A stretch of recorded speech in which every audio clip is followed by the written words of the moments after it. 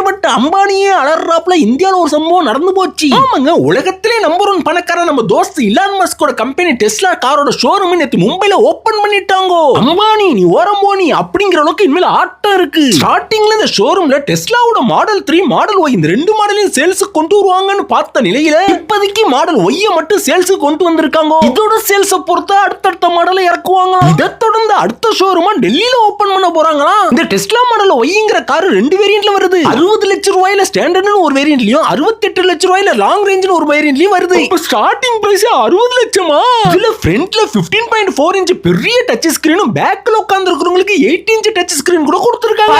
நம்ம உட்கார்ந்து இருக்கிற சீட்டை கூல் ஆக்கிக்கலாமா ஹீட் ஆக்கிக்கலாமா. ஆட்டோ பைலட் சிஸ்டம் கூட இருக்கு. ஆனா அதுக்கு கூடுதலா 6 லட்சம் ரூபாய் கட்டணுமா.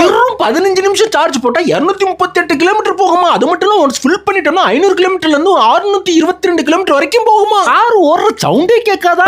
Class roof கொடுத்திருக்காங்களா. நாடுகளை காட்டிலும் இந்தியால டாக்ஸ்னால அது விலை கூடயா. அப்ப நமக்கு ஒரு மாடல் ஒய் பார்சல்.